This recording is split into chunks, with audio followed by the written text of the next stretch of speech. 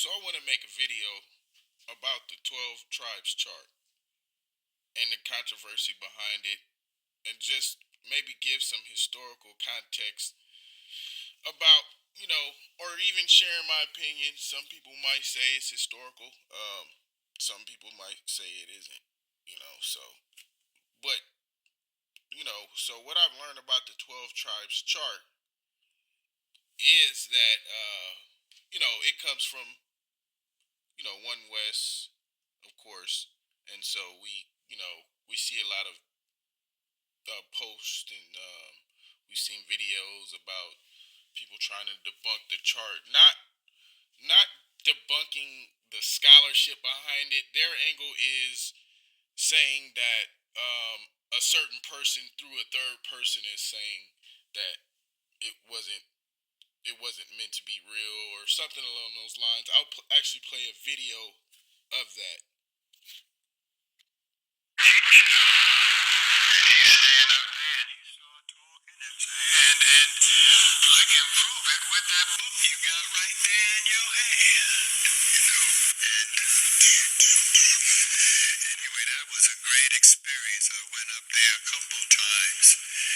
One time we were over there and they had the charts up.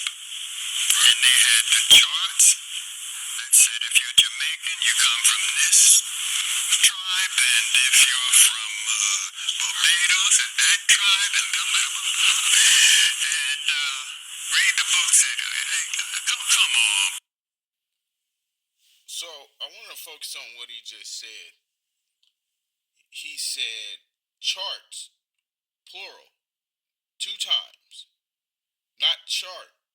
He said charts twice.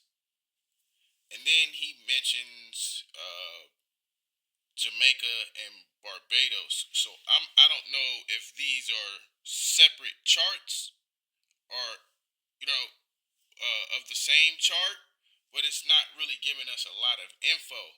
And so people like to drive this video home a lot. I always touch on it that the man is mentioning Barbados, and then so there, there is the 12 tribes chart as we know it today is not.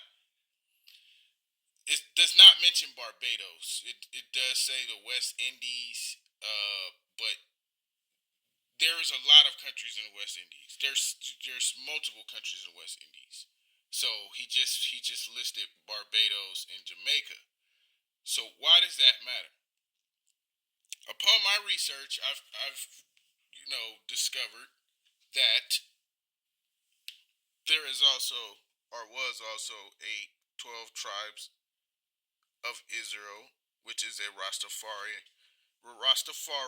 religious group, and they were out of Kingston, Jamaica, and it says the group formed in 1968 by Vernon Carrington, who was known to the organization as Prophet Gad. So it also says they uh, they were adherents of Rastafari, uh, or Rastafarianism, and which they had close beliefs to Christianity and Messianic Judaism. Um, Schofield Reference Bible is something they used. King James Version. They would read a chapter a day. Um,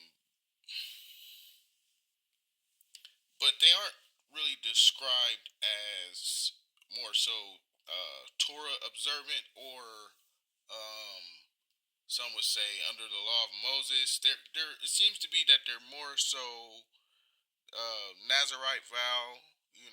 So I would imagine they do keep some aspects of the Torah, but I don't know if that is something that is their main focus. And I read also somewhere that they would have like sort of a calendar, which would kind of be dealing with maybe some astrology, like the astrological signs, as far as For example, Gad would be a Leo. They would put that together on these charts, and then they would have a color.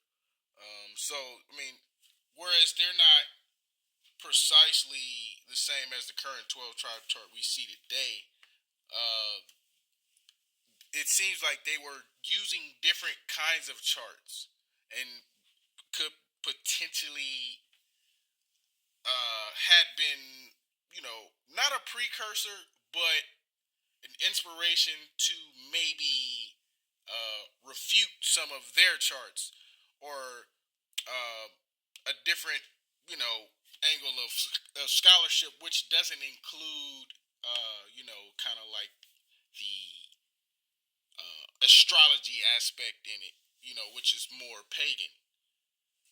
So it seems to me that a lot of times these groups might run across each other. They might debate, as you know, Israelites debate on the street corners.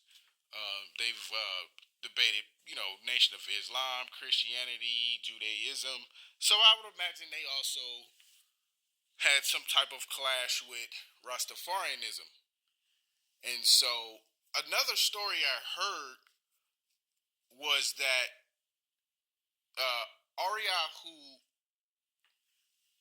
who put together the chart, was working construction, was injured on a job, and so he was kind of laid up for some time, maybe 2 to 3 years.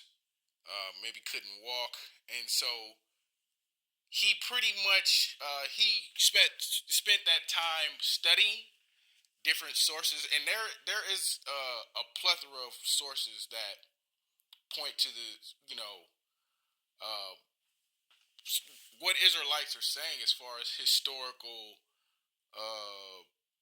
historical aspects of why people have come to the conclusion that the 12 tribes chart has some truth to it, because there's dozens upon dozens of books over the last 500 years and codexes that are implying the same thing. And so it's not something that the man just made up. There was a fair amount of research behind it, and I made this point before, that is that he did it without the internet. And so when I heard the story today that he was pretty much in a wheelchair, he couldn't walk, uh, and so he just immersed himself in study. Now I can see like how he was able to pull that off without the internet. And so when we do have the internet and we can access this pool of information, it's very evident that this man's work was, he did some phenomenal work, and it was received as a vision, which it depends on how you interpret a vision. So I mean, if something came to you, it's like an epiphany. There could have been some inspiration, like I was saying, behind why he would he would go to that level of research and then devise this chart. And it's really a simple chart. It's not really complicated. It's not, um, you know, it's not really making any point for you. It's just saying they're here, they're here, they're here, they're here.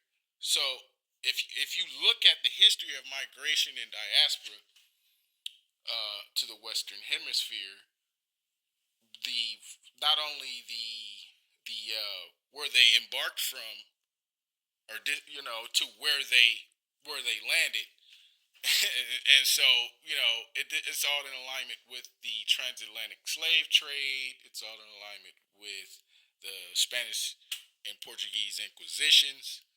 Um, you know, so it just lines up. We got North Africa, we have the Iberian, we have West Africa. This is where we know a high percentage of these people were in history, and so to deny historical events just because uh, one group doesn't seem to be nice about it. It's just you can't they don't seem to be nice about getting their point across. That's not a reason for us to just discount all of these historical facts, all of these um, scholarly works. So we have to take a look at them. We have to digest the information properly, you know, and use some common sense. I mean, of course, there's um, Israelites scattered abroad and throughout Africa. But like I said, we had to put it in context for the times of when this chart was made. So their target audience is smaller. There's no internet, so they're reaching people in New York, which is a hub of different cultures and different people. They're reaching down to the Caribbean, so we have to keep in mind the target audience. It's not as wide as the World Wide Web, but today it is. So we have a lot of people who are learning some things through us, and they don't agree with um, the thinking of the chart, but they're not putting it into the historical context that this was put together before the internet and mass communication. So no, that's just the point I wanted to make. If you disagree, let me know. If you agree, give me a thumbs up. Give me a subscribe. Check me out. Maybe I'll drop some more videos.